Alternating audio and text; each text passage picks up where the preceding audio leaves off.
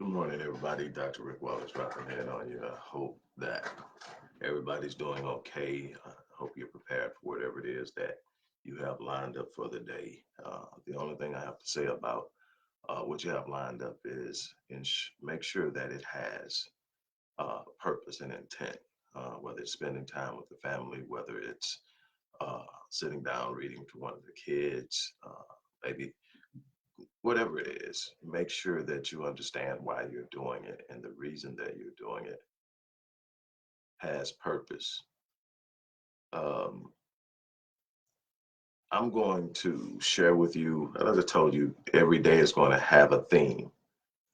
Today's theme is rules for success. The one thing that I can tell you is over time that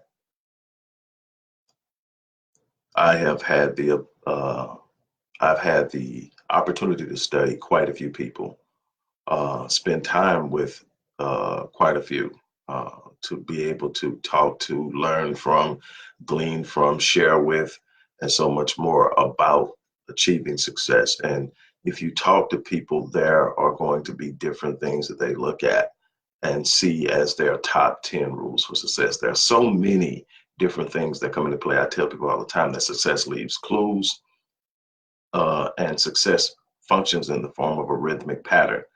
When you discover the pattern, if you follow the pattern and you find the rhythm, you will achieve success. I'm not saying that it comes easy. I'm not saying that it comes overnight. What I'm saying is that it has a pattern. You do what successful people do consistently, you will be successful. And there are a bunch of different things that won't end up on this list, but we're going to be talking about this for a minimum of 90 days every Saturday morning. And so you're going to see a bunch of different concepts, ideas, and things that we need to focus on from different people, different ideas. I'm going to share other people that I look at and respect. I'm going to share their top 10, and you'll see how it differed from mine, but you'll also see the connectivity and the intersection of things that it takes to be successful. So I'm going to get to them real quick. I'm going to try to get through it as quick as possible. I'm going to give you as much clarity as I can in the time allotted, and then we're going to move on with our day. But it's important to understand that this universe operates by a set of laws. It's not a go for all. It's not a free for all. It's not a however you can get in, fit in, and whatever. And it's not as chaotic as you would think. There's great order at the core. What's happening is people aren't using the order.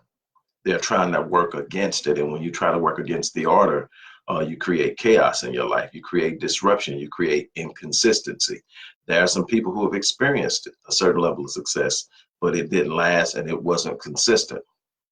And the reason being is they stumble across something that worked, but they didn't pay attention to it, or they weren't intentionally trying to do it, and it happened. And so because they couldn't repeat it, because they didn't have a pattern, they didn't have a blueprint, they fell back into their normal behavior, which wasn't conducive for producing success. So we're going to get into my top 10 rules for success. And it starts with something you hear me talk about all the time. Develop a heart and a mind of gratitude. The ability to display gratefulness in your thinking and in your being, not meaning just that I'm saying I'm grateful or saying I'm thankful, but actually having a heart of gratitude that creates this emotion of thankfulness, in which it's hard for any negative emotion to exist. You can't be bitter. You can't be angry. You can't be jealous. You can't be envious. You can't have any of those sad, depressed, any of those negative emotions cannot exist in the presence of gratitude. For any of those emotions to come in, there has to be a point in time in which you lose sight of the things you have to be grateful for. And you begin to focus on the things that are not things that you want happening in your life. And the things you focus on are the things you feel. And then you create this mindset. And if you're not careful to rescue yourself from this place of ingratitude, you'll find consistently things going on in your life you're not happy about. but it starts with you having a heart of gratitude. When you have a heart of gratitude, when you can wake up in the morning, as I do every day, and the first thing that you focus on is what you have to be grateful for, you set the course of your day. Doesn't mean that things aren't going to go wrong. Doesn't mean that you're not going to have disruptions, frustrations, disappointments, delays. What it means is you're going to engage those things within the context of your gratefulness and your gratitude. And gratitude, I tell people all the time, is the gateway to abundance. It is Gratitude is simply the thankfulness in state for the things that you enjoy and appreciate in life. And in order to be thankful for something, you had to receive it either as an inherent gift before you were born, or something that was passed on to you genetically, or something that was given to you by way of learning, um, earning, or whatever, but it's something that came to you. So it's a gift, and it's that thing that you're grateful for, whether it be your intellect, your personality, your relationships, whatever it is. When you're grateful for it, you said, I'm grateful for something I've received. Well, the more grateful you are about the things you receive, the more the window of abundance opens for you to receive more. The more that you move away from gratitude, the more difficult it is for things to come to you. Because when you move away from gratitude, you move closer to those negative emotions that I told you about earlier that only attract more negativity. So you have to start with gratitude. And I could talk about gratitude all day. That's how powerful it is. Next is clearly define what success means to you. We live in a world where people are constantly defining success, and people are gravitating to that definition, and it may not apply to them. You know, a certain amount of zeros may not be what qualifies as success to you. Here's the thing: you could chase it because that's the golden definition of whatever success means in society. But if it's not what your heart is truly desiring, what you are truly designed to do, what you are really about, you'll get the dollars and you'll get the zeros in your bank account, but you won't have a sense of fulfillment. You'll still have emptiness, and it won't feel right. Success is something that, to me, is best defined in the way that Earl Nightingale defined it. I'm going to give you a paraphrase of it. It says that success is simply the consistent progressive pursuit of a worthy goal. It's not the achievement of the goal alone, it's the progressive pursuit. So when you make up in your mind that you're going to do something, become something, achieve something, if you can see yourself progressing, you're successful. And that's how I define success for my life. So why is that so important? Because I define success not only in my goals being reached, but in the progression to it. I'm able to see the small victories along the way and celebrate them. So I'm constantly rejuvenating. I'm constantly being reinvigorated. I'm constantly being encouraged. I'm constantly being inspired by the small victories that drive me to the larger victory. Don't ever get confused with the fact that it's the small victories that add up to the big victory. It's the big victory does not come in a vacuum. It comes as a result of consistently doing things the right way until you get what it is you're attempting to achieve. It's consistent. It's consistency. So you've got to define what it means to you, because if you don't have a clear definition of what success means, you won't know when you experience it. You won't recognize it. You'll be sitting in success and frustrated because you've got some awkward, ambiguous, or nebulous idea of what it is. And so that's that. Number three is another big one. Know your why. There are going to be some times when you have something that you're doing and you come up against something that's so much bigger than you, and you're looking at it. And if you don't have a why that is bigger than what it is that you're trying to do, you're quit. That's why you need to know your why. If your why isn't big enough, then it means that that's probably not something you need to be doing, because life is going to throw curveballs. Life is going to challenge you. Life is going to come at you blazing, guns blazing. And if you don't have something so big that it anchors you and says, we got to get through this, we can't quit, you'll quit. And so it's real important to know your why. Your why may be your children. Your why may be your spouse. Your why may be your desire to have an impact and leave a legacy. But whatever it is, your purpose, whatever it is, it's got to be so huge that when things get rough, you go back and look at your why and say, well, I got to work it. I got to get through it. See, we get confused. We tend to look at life as being this thing that, happiness comes and it's good when everything is going my way and it's bad when it's not. No, life is about saying, this is why I'm here. And no matter what happens, this is what I'm going to do. And then when you look up over the course of your life, you will have more things that you look at and say, man, I'm glad I did it. Then you'll have a going of regret because you didn't. And then you leave a legacy. It's not about the easy. It's not about, everything laying down for you in life and everything falling in line. It's about sitting up and being committed enough to see things through. Know your one word. That's number 4.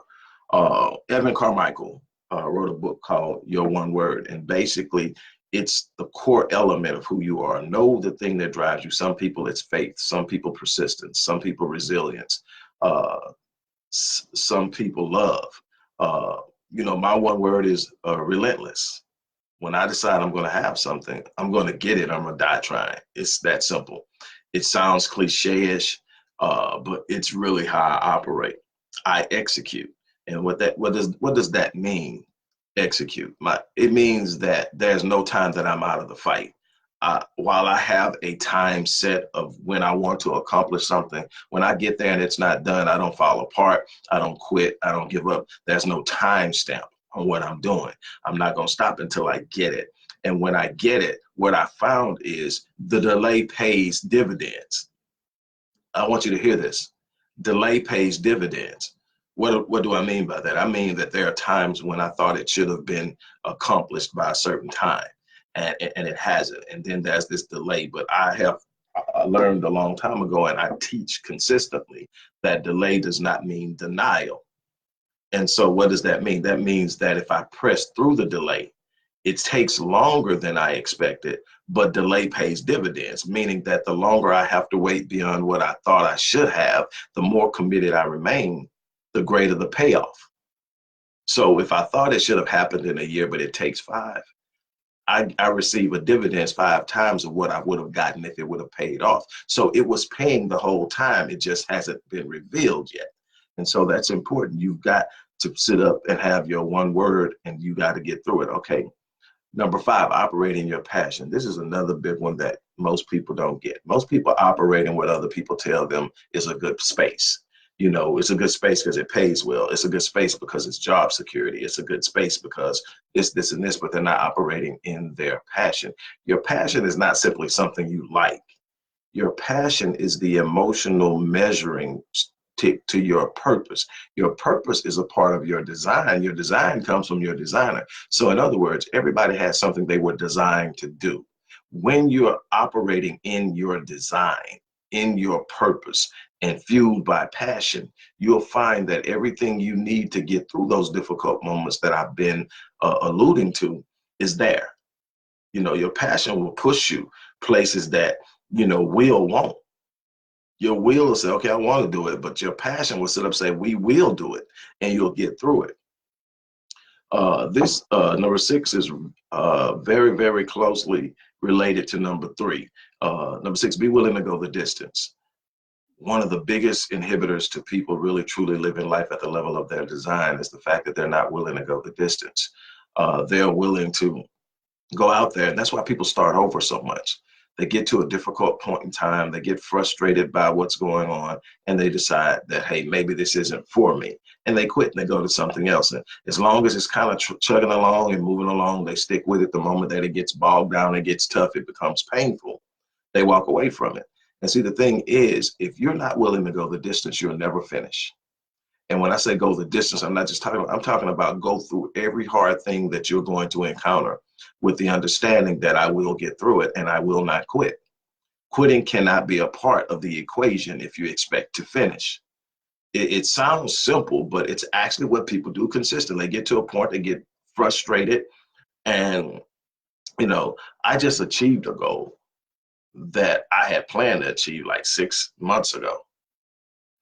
But it never in my mind occurred to me, you're not going to have it. You're not going to get it. It's not going to come.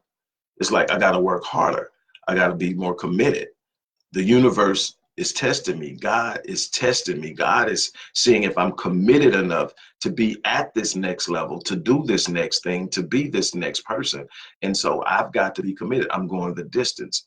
You've got to be willing to go the distance. That's one of the things that we fail to see. We want to get in something. The moment it becomes difficult, the moment that we wake up and we get into our day and it doesn't go the way we think, we're ready to back off. No, you've got to be persistent. You got to sit up and say, you know what? I don't care what happens. I'm not going to quit. I'm going the distance. I'm reminded of a scripture in the book of Hebrews at the end of chapter 10. It says that God finds no pleasure in those who draw back. And then the writer says, but we are not those who draw back. We are not those who draw back. We are those who continue on until the end, until the saving of the soul. We don't quit. We don't quit. And the thing is that God has displeasure in quitters. It says it. So it's important that you find what it is.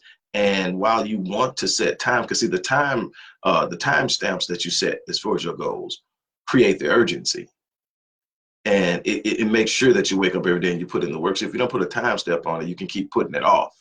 When you put a time step on it, say, I got to wake up and get it. But when you get to it and it's not done yet, don't quit. Don't become discouraged. Don't become frenetic and unglued and lose it. Know inside of you, God created something that's more than capable of doing everything that has come across your mind that you feel you need to do. Every answer, every situation, God has for you.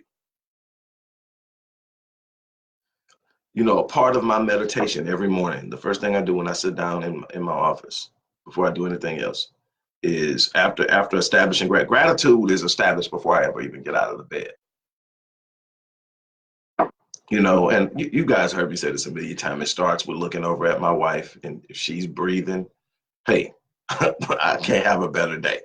That's my greatest blessing. So it starts with her. Then I'll peep in on the kids and they're okay. That's something else to be grateful for. Then I'm coming down to an office to operate in a space that I created for myself. Something else to be grateful for. So by the time that I sit down and start my meditation, I'm already in an optimal state of existence. And then a part of my meditation says that whenever an obstacle or an undesirable circumstance crosses my path, I reject it because it's nothing but an illusion. There can be no obstacles or undesirable circumstances to the mind of God, which is in me, around me, and serves me now.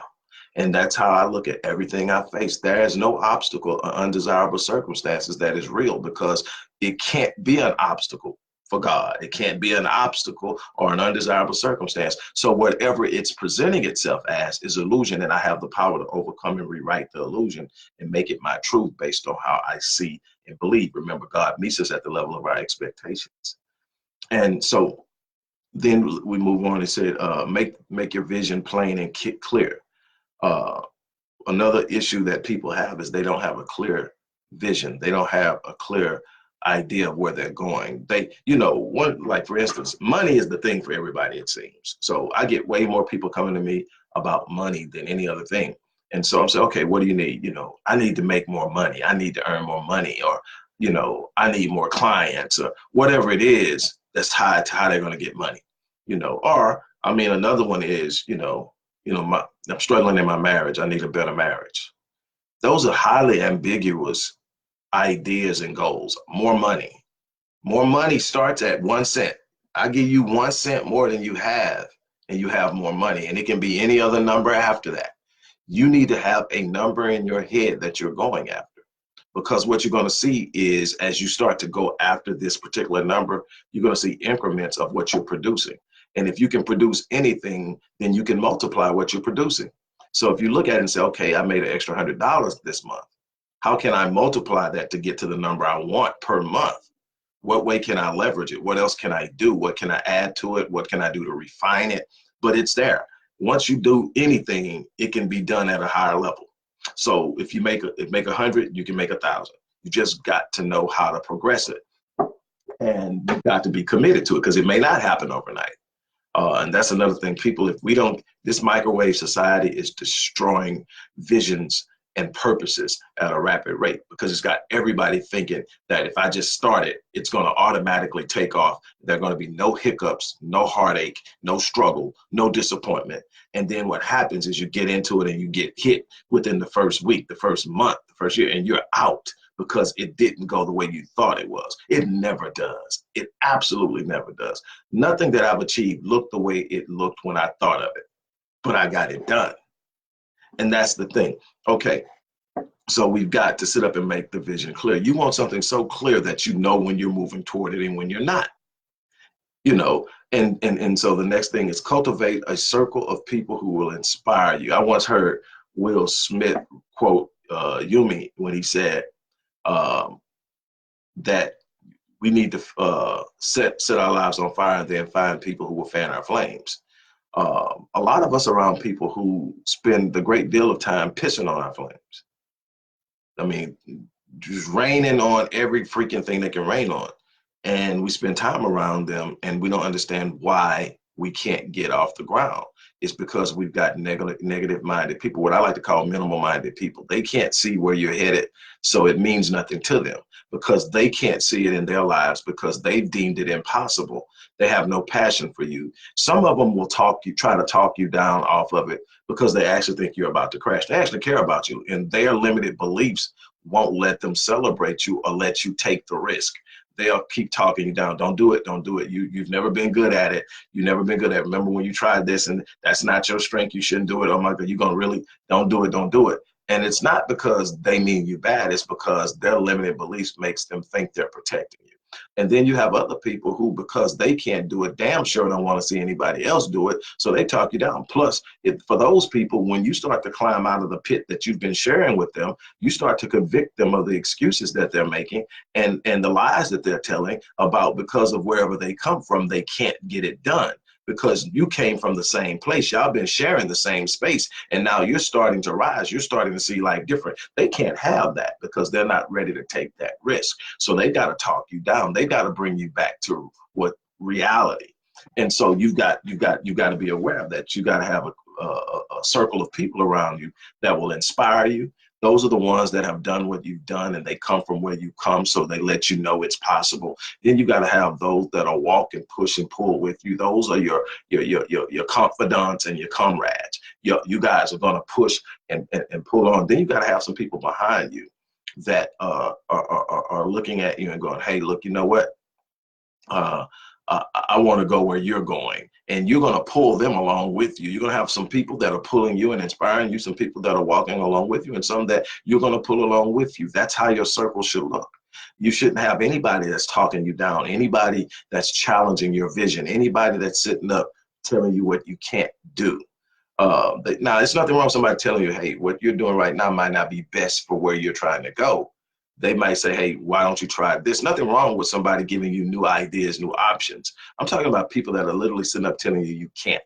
There's a problem with that. They're pissing on your flame. You need people that are fan it, people that will tell you, I believe in you. You got a long way to go. You got a hard road to toe, but you can do this. It's going to take some time, but you got it. Those are the type of people you need that's going to keep you aware of what's happening, but also let you know that that's not the end result. You know, you got a bunch of people that are going to judge you prematurely. They're going to look at where you've been and where you are now, and they're going to declare you to be that person. They can't see where you're going. You don't need them. You need people that can see beyond where you're at right now and see what you're capable of. You need people to see inside of you and be willing to fan the flames that will produce the beast that you will become. Um, where we at now? Number 9, learn to look beyond the moment. Kind of ties to number 8. You've got to learn to look beyond the moment. You've got to learn to be willing to sit up and say, hey, this is where I'm at now. It's momentary. I tell you all the time, there's something in my spirit so connected to God that I can look at bad circumstances and simply disagree. And people say, I'm not in denial. And I've been told that sometimes. You're in denial. No, I'm not. I see that, but that's not the end of the story. You want to get stuck in the process And I'm looking at the end of the story. And because I have this connection with God, because I have a communication and an understanding with God about who I am, you know, not in a religious sense, but truly who you designed me to be. I understand that I'm not perfect. I'm in process. But because I'm in process, I'm never where I'm at today will not be where I'm at tomorrow. And that's the thing that most people miss is you're judging me off of who I was 4, 5, 6, 10 years ago. I'm not that person anymore. And I said this yesterday, you got a bunch of people still holding grudges against people who aren't even that person anymore. You holding grudges against a person that doesn't even exist anymore, because while you're holding your grudge and you're locking yourself into all of this anger, this bitterness, this hurt that you refuse to let go of, that person maybe have looked at what they lost in you and decided they would never do it again. And they decided they were going to change their life. Now they changed their lives and they're benefiting from that situation because they learned and they grew, and you're still holding on to the negative part of it and not growing. And that's because you're in the back. What you've got to be able to do is look beyond the moment. You got to sit up and say, okay, this is where I'm at now. But if I wake up tomorrow, I've got to be better. And that's something I do every day. What did I learn yesterday that I didn't know when the day started? What moves and progressions have I made between yesterday morning and last night when I went to bed? These are introspective things that I take care of at the beginning of the day, after I do my gratitude thing, after I do my priming and my meditation and prayer. Then I sit up and I'm like, okay, what is my goal? What am I going to learn today what am I going to learn? How am I going to advance myself? And then that's what I work on. It's sitting up, you know, I could take the reflected appraisals of other people who come at me and say, you're this and you're that. And you know, and they see the mistakes I've made, you know, some poor decisions I've made, you know, and just a time that I may not have been anywhere close to where I'm trying to go. And that's what they want to focus on. I could start to listen to that, and then I will sink back into it. My thing is, I have an idea of what my legacy will be, and that's what I'm working toward. I'm seeing the person I am, and I'm taking total accountability for the person I am and the person I've been. I'm not trying to escape from it, but I'm not trying to stay in it either. And that's the thing. There's a difference in saying, you know what, I made a dumb decision, or I wasn't right by you, and I'm sorry. And the way that you're going to see I'm sorry is the person that I'm becoming. I'm not going to let you hold me hostage based on a mistake I made. I'm going to apologize for it. And if there's a way to make amends for it, I'm going to make amends for it. But I'm moving forward. I'm not going to let you keep pulling me back in. But see, that's because I refuse to stay in the moment. There's something in my spirit that disagrees with negative circumstances. I can be crazy. And people are looking at me like, you should be totally out of it now. You should have lost it. What's going on? You looking at where I'm at. I'm looking at where I'm going. You're so caught up in where I'm at that you don't even see where I'm going. See, that's when people walk looking down. You get frustrated. If you ever look up and you're looking down, you get frustrated. You're looking down because you're seeing everything there. There's nothing there but when you look up, you can see in the distance, the destination. And if the destination is something you set out for, you start to pick up the pace. You start to become a little more committed. The pain in your feet that from where you've been. If you ever walked a long distance, you know what I'm talking about. You got to have something that you see beyond where you're at, or where you at will consume you. And finally, write your own story. Man, I can't tell you this enough. Write your own story. Do not pass the pen of your narrative to anyone else and let anyone else write your story. You write your story. You determine who you're going to be, what you're going to do, how you're going to live your life, what you're going to be committed to, what you will not tolerate, what you will not accept, and what you are becoming. Remember, you don't get what you want, you get who you are. What you're able to become will determine what you will do in this world. And if you're not there yet, it's okay. You're in process. Continue to work toward it. And the beautiful thing about it is, as long as you're progressing, you're seeing progressive impressions in the world around you. In other words, the ability to impact the world is moving along with your growth. You know, the things you were doing 20 years ago may not have had much impact, but if you steadily grew, you're not just looking at the impact you're having now because you grew. You're looking at each progressive step gave you more impact, and you allowed yourself to change lives along the way. There's somebody in every year that you've existed that can say, I'm glad I met that person. Then you're doing something. If you're sitting up and you're touching lives, if you're sitting up and you're speaking positive in people's lives, you're giving people ideas of what's possible. You're changing their negative mindset. You're doing whatever it is. You're out working with the homeless. You're out working with the sick. You're out working with people, helping educate them, helping empower them, helping them live their best life, helping them in business, helping them in finance, helping them with their health. Whatever your profession is, if you're sitting up and you're passionate about it and you're looking at it as a way to change the world and touch lives and not just to make money, what will happen is you will look up and you will have an entire trail of people that remember you, that will speak of you long after you're gone, who will tell their kids about you, and their kids will remember. And that's the thing. Write your legacy, but you got to write your own story. Don't let somebody else write it, because they'll put all the things in it that diminish you. I'm not telling you to escape from your poor decisions. I'm telling you, learn from them and then file them away. But if you let somebody else write them, they're going to emphasize it. That's just the way we are. They're going to emphasize what's wrong and fail to see what's right. But when you write your story, you say, this is who I am. And you write a story with a projected mindset instead of a static mindset. What do I mean by that? When you write with a projected mindset, you're writing towards something. So you're literally writing out your path that you're going to take. When you're writing from a static mindset, you're only writing about where you're at. And if you fool around and get in a rough place, you start writing in circles. And you create a cycle and you wonder why you can't get out of it.